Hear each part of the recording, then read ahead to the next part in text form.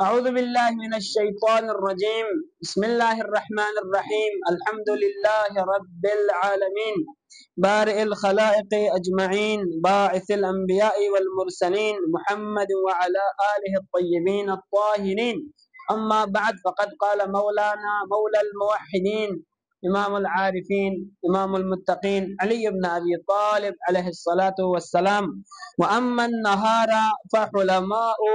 علماء ابرار اتقیاء۔ ہماری گفتگو نہج البلاغہ میں مولائے کائنات امیر المؤمنین حضرت علی بن ابی طالب علیہ السلام نے متقین کی جو صفات، متقین کی جو خصوصیات بیان کیا اس کے بارے میں تھا۔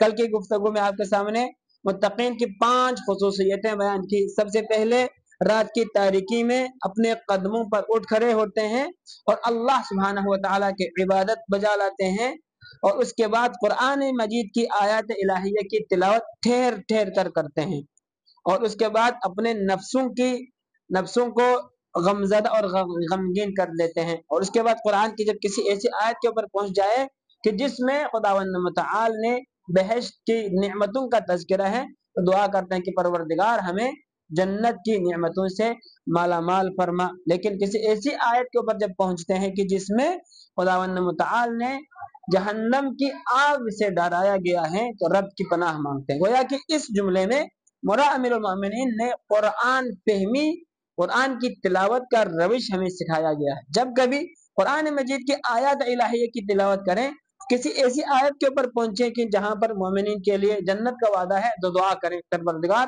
اس آیت میں جن جن نعمتوں کا تذکرہ ہوا ہے وہ ہمیں نصیب فرما۔ لیکن کسی ایسی آیت کے اوپر پہنچ جائے جہاں پر خداوند متعال نے عذاب الہی سے ڈرایا گیا ہے، تو رب کے حضور پناہ مانگے کہ پروردگار ہمیں اس عذاب سے ہمیں محفوظ اور مامون رکھے۔ یہ کل کی گفتگو بیان ہوا۔ آج کی گفتگو میں مولانا نے فرمایا متقین کے رات اس طریقے سے رات گزرتی ہے، لیکن جب دن ہوتا ہے، امن نہار، جب دن ہوتا ہے، دن کی جب روشنی پڑتی ہے، تو فحلماء، یہ حلیم بردبار نیکوکار ہوا کرتا ہے۔ متقین کون ہے؟ حلم اور بردباری۔ حلم کسے کہا جاتا ہے؟ خداوند متعال کی اوصاف حمیدہ میں سے ایک حلیم ہے۔ قرآن مجید کی آیت الہیہ میں ہے کہ خداوند متعال کی ذات کون ہے؟ علیم حکیم حلیم۔ حلیم قرآن کی آیت ہے نا، حلیم۔ تو خداوند متعال کی ذات کیا ہے؟ بردبار ہے۔ حلم خداوند متعال کے اوصاف میں سے ایک صفت کیا ہے؟ بردباری ہے۔ تو مولا امیر المؤمنین نے فرمایا جب رات کی تاریکی ہوتے تو متقین اس کیفیت سے اللہ کے حضور سجدہ کرتے ہیں۔ جب دن کا وقت ہوتا ہے مومن بردبار ہوتا ہے۔ حلم اور بردباری مومن کی ذاتی خصوصیات میں سے ہوتی ہے۔ مومن کی اہم ترین صفت یہ ہے کہ وہ نہ بہت زیادہ خشمناک ہوتا ہے، غصے والا، چونکہ حلم کسے کہا جاتا ہے؟ بردباری 2 خصلت کا مجموعہ ہوتا ہے، ایک غصہ، دوسرا کیا ہے؟ انسان کی کینتوزی۔ ان دونوں کی خصلت کی وجہ سے انسان کیا ہے؟ حلم اور بردباری سے اس کے ہاتھ سے نکل جاتا ہے۔ اسی لیے روایت میں ہے نا کہ تمام بیماریوں کی جڑ کیا ہے؟ غصہ ہے۔ بلا وجہ کیا ہے؟ غصہ کرنا، بلا وجہ اپنے آپ کو ڈرانا، بلا وجہ دوسرے کو کیا ہے؟ خشمناک کرنا، یہ مومن کی خصلت نہیں ہوتی۔ مومن کون ہوتا ہے؟ نہایت ہی نیکوکار، بردبار، حلیم۔ یار کتنا حلیم آدمی ہے، یہ کہتے ہیں نا ہم لوگ بھی، کتنا نیک انسان ہے۔ نیک الگ ہے، حلم اور بردباری الگ ہے۔ یہ تو مولا امیر المؤمنین نے فرمایا کہ جب صبح ہوتا ہے، دن چڑھتا ہے، تو مومن وہ ہوتا ہے کہ جو اپنی لائف میں، اپنی زندگی میں نہایت ہی دانشمند، نہایت ہی عاقل، نہایت ہی سمجھدار، نہایت ہی بردباری سے مومن ایک دوسرے سے پیش آتے ہیں۔ مومن کی اہم ترین خصلتوں میں سے ایک حلم اور بردباری ہے۔ علماء اور مسائل شرعیہ کو، اپنی زندگی کے امور کو ہم لوگ علماء سمجھتے ہیں، نہ صرف جو پگڑی باندھا ہوا ہو، جس کے گلے کے اوپر عبا ہو، ان کو علماء سمجھتے ہیں۔ علماء سے مراد اپنی زندگی کے اندر درپیش آنے والے تمام مسائل سے آگاہی رکھنے والا، اپنی زندگی میں آنے والے تمام مسائل، چاہے مسائل شرعیہ ہو، چاہے انسان کے انفرادی مسائل ہو، چاہے اجتماعی مسائل ہو، ان تمام کے بارے میں علم اور آگاہی رکھتے ہیں۔ مومن کی خصلت یہ ہے کہ وہ دانشمند ہوتا ہے، وہ جانتے ہیں، وہ ان پڑھ، ہم لوگ کہتے ہیں چٹھا ان پڑھ نہیں ہوتا، وہ علم رکھتا ہے، وہ جانتا ہے مسائل شرعیہ کو بھی علم اور آگاہی رکھتا ہے۔ ابرار، نیک ہوتا ہے، مومن کون ہوتا ہے؟ نیک ہوتا ہے۔ اتقیاء، اور تقوی اور پرہیزگاری، نیکوکار اور پرہیزگار نظر آتے ہیں۔ چار خصلت مولانا نے بتا دی اس میں، یعنی امن نہار، مومن وہ ہوتا ہے، متقی وہ ہے کہ جب دن ہوتا ہے تو علماء حلیم اور بردبار ہوتا ہے۔ دوسرا کیا فرمایا؟ علماء آگاہی رکھتا ہے، علم اور آگاہی رکھتا ہے، دانشمند ہیں، جانتے ہیں۔ ابرار، نیکوکار ہے، یعنی نیک عمل انجام دیتے ہیں۔ اور کیا ہے جی آگے؟ اتقیاء، اور تقوی اور پرہیزگاری کا حامل ہوتا ہے۔ یہ چار خصلتیں مومن کی افضل ترین خصوصیات میں سے یہ چار خصلت ہیں، علم و آگاہی اور حلم اور بردباری، تقوی و پرہیزگاری۔ قد براہم الخوف بری القداح، خوف نے، اللہ کی خشیت نے، خوف نے انہیں اس طریقے سے لاغر کر رکھا ہے، گویا کہ دیکھنے والا کہتے ہیں کہ یہ تو مریض آدمی ہے، یعنی اللہ کی خوف مومن کے لیے اتنا ان کے دل میں ہوتا ہے، دیکھنے والا سوچتا ہے کہ یہ تو بالکل ہی کیا ہے، مریض لگتے ہیں، جبکہ وہ مریض نہیں ہے۔ جبکہ خوف خدا، تقوی الہی، حلم و بدباری، اس انسان کے اندر خوف الہی کی وجہ سے وہ بردبار ہوتا ہے، اور اس کو لاغر ہوتا ہے، کمزور ہوتا ہے، نحیف ہوتا ہے، کس وجہ سے ہے؟ اللہ کی خوف کی وجہ سے ہے۔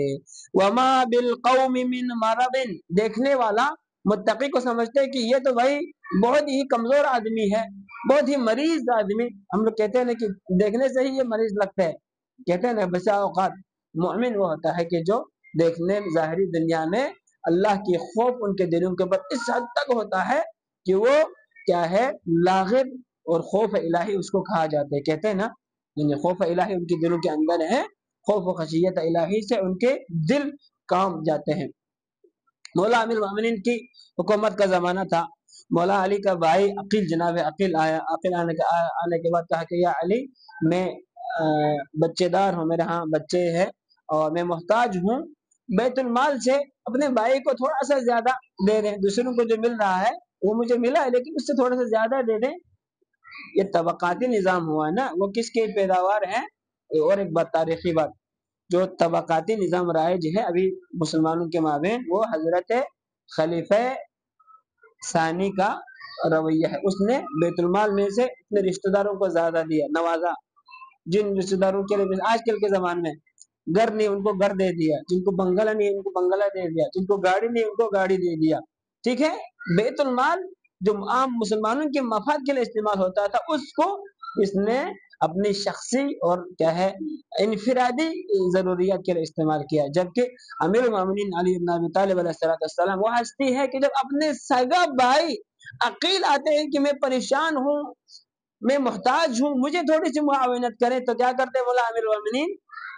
لیمپ جلاتے، جلانے کے بعد ایک مولا لکھ رہے تھے، کچھ وہ کر رہا تھا، تو اتنے میں عقیل آنے کے بعد اس نے بولا مجھے بیت المال سے تھوڑا سا زیادہ دے دے، آپ حاکم وقت ہیں، اس وقت حکومت آپ کے ہاتھوں میں ہے، کوئی پوچھنے والا نہیں ہے۔ تو امیر المومنین نے جو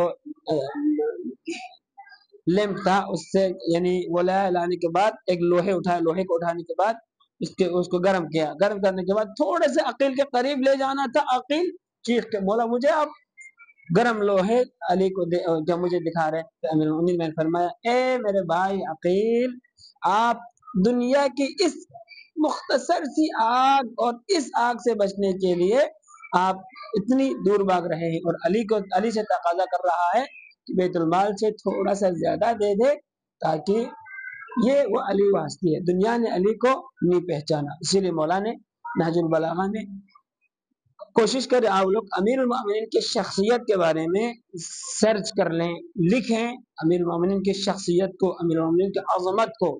زمانے نے علی کو نہیں پہچانا، اسی لیے امیر المومنین نے نہج البلاغہ میں فریاد کیا، اور نہج البلاغہ کے جملے ہے نا، انزلنی الدہر حتی یقال علی و معاویہ، زمانے نے مجھ علی کو اتنا گرا دیا، علی کو نہیں سمجھا اس زمانے کے لوگوں نے، زمانے نے مجھے اس علی کو اتنا گرا دیا، لوگ علی اور معاویہ کے درمیان مقایسہ کرنے لگا، جبکہ کوئی نسبت ہی نہیں ہے ان کے مابین، تو کوئی نسبت ہی نہیں تھا، لیکن زمانے نے علی کو نہیں پہچانا۔ تو امیر المومنین وہ ہستی ہے کہ امیر المومنین علی بن ابی طالب علیہ السلام نے متقین کی خصوصیات کو بیان کرتے ہوئے فرماتے ہیں کہ متقی وہ ہیں خوف الہی سے ان کے دل لرز جاتے ہیں، وہ کمزور ہوتا ہے، دیکھنے والا دیکھ کر انہیں کہتے ہیں کہ یہ مریض سمجھتا ہے، حالانکہ انہیں کوئی مرض نہیں ہوتا۔ پھر آگے فرمایا جب ان کی باتوں کو سنتا ہے تو کہنے لگتا ہے کہ ان کی عقلوں میں فطور ہے، یعنی جب متقین کی باتوں کو سوچتے ہیں یہ کہتے ہیں کہ یار یہ تو پاگل ہے، یہ تو مجنون ہے، یہ تو گھسی پھسٹی باتیں کرنے والا ہے، لیکن جبکہ حقیقت میں ایسا نہیں ہے۔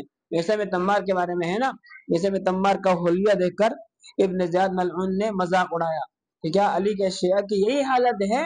اس وقت میسا میں تمار نے مولا کی حدیث سنا دیا، اے میں ملعون سن لو، مجھے میرے مولا نے خوشخبری دے رکھا ہے کہ مومن اس وقت تک مومن نہیں ہوتا ہے جب تک لوگ اسے مجنون اور کیا ہے دیوانہ کہنے نہ لگے۔ اللہ کے خوف اس حد تک مومن کے دلوں پر طاری ہوتا ہے، مومن دوسرے لوگ ان کو کیا ہے سمجھتے ہیں کہ یہ لوگ دیوانہ ہو چکا ہے، کیونکہ حقیقت میں وہ دیوانے نہیں ہے، جبکہ اللہ کی خشیت، خوف الہی، حلم اور بردباری، تقوی اور پرہیزگاری کی وجہ سے ان کے اوپر کیا ہے اللہ سبحانہ و تعالیٰ کا خوف طاری ہوتا ہے، جس کی وجہ سے یہ لوگ انہیں مجنون اور پاگل سمجھنے لگتا ہے، جبکہ یہ لوگ نہیں ہیں۔ آگے فرماتے وَلَقَدْ خَالَفَهُمْ أَمْرٌ عَظِيمٌ، اللہ سبحانہ و تعالیٰ کی ذات کا اتنا انہیں کیا ہے خوف اور خشیت ہوتا ہے کہ اللہ سبحانہ و تعالیٰ کی ذات کا خوف لاحق ہوتا ہے۔ لا يرضون من اعمالهم القلیل، یعنی مومن وہ ہوتا ہے جو اپنے کم عمل کے اوپر کبھی بھی راضی نہیں ہوتا ہے۔ اب یہ عمل ہمیں سوچنے کی بات ہے، یعنی مومن وہ ہوتا ہے کہ جو میں نے عمل انجام دی ہے تو بھائی آج تو میں نے نماز شب پڑھی ہے، یار اپنے آخرت کی میں نے تیاری کر لی ہے، بھائی میں نے پورے رمضان کے روزے رکھے ہیں، مجھے آخرت کی کیا فکر ہے، قبر کی کیا فکر ہے، کبھی بھی مومن نہیں سوچتا۔ سال بھر اگر اس نے روزہ رکھا ہے پھر بھی مومن یہ سوچتا ہے کہ پروردگار میں تیری عبادت نہیں کر سکا، پروردگار میں تیری بندگی نہیں بجا لا سکا۔ جتنا بھی ان کا نیک عمل ہوتا ہے، جتنا بھی ان کا عمل زیادہ ہوتا ہے، مومن سمجھتا ہے کہ میرے کوئی بھی نیک عمل نہیں ہے، بلکہ جتنا بھی ان کا نیک عمل ہو پھر بھی سمجھتا ہے کہ پروردگار ہم نے تیری عبادت بندگی نہیں کی۔ روایت ہے نا ما عبدناک حق عبادتک، پروردگار ہم نے تیری عبادت اور بندگی اس انداز سے نہیں کی کہ جتنا تو عبادت کرنے کا حق رکھتا تھا۔ ما اطعناک حق اطاعتک، پروردگار ہم نے تیری حق اطاعت، حق بندگی بجا نہیں لایا۔ کون ہستی بتا رہا ہے؟ جو 24 گھنٹے کے دورانیے میں ایک ایک ہزار مستحب نفل نمازیں پڑھا کرتے تھے۔ کون ہستی بتا رہا ہے؟ جو مسجد کوفہ کی محراب میں بیٹھ کر مولایا مولایا کی فریادیں مناجاتیں، آج بھی کسی نے مناجات اگر پڑھنی ہے امیر المومنین کی مناجات امیر المومنین کو پڑھ لیں، کسی نے بندگی کا سلیقہ سیکھنا ہے، اپنے رب سے مانگنا کیا ہے اس کو اگر جاننا ہے تو امیر المومنین کے کلمات کو پڑھے، دعائے کمیل کو پڑھے، کتنا رب کے ساتھ علی کے ذات نے گڑ گڑانے کا سلیقہ امیر المومنین نے سکھایا ہے۔ تو مومن کی خصلت یہ ہے کہ وہ لوگ اپنے کم عمل کے اوپر کبھی بھی راضی نہیں ہوتا ہے۔ ہم سمجھتے ہیں کہ بھئی میں نے مجلس میں رویا ہے بس کافی ہے میرے لیے، بھئی میں نے نمازیں پڑھی ہے، میری قبر کی کیا فکر ہے، کبھی نہیں سوچتے۔ سال بھر اگر میں روزہ رکھوں پھر بھی اپنے عمل کو وہ لوگ بڑا نہیں سمجھتا۔ مومن وہ ہے کہ جو اپنے عمل کو جتنا بھی زیادہ عمل ہو وہ کیا کرتے ہیں مومن کم سمجھتا ہے۔ وَلَا يَسْتَكْفِنُونَ الْكَثِيرَ، اور جتنا بھی اس کا نیک عمل ہی کیوں نہ ہو اس کو وہ زیادہ نہیں سمجھتا۔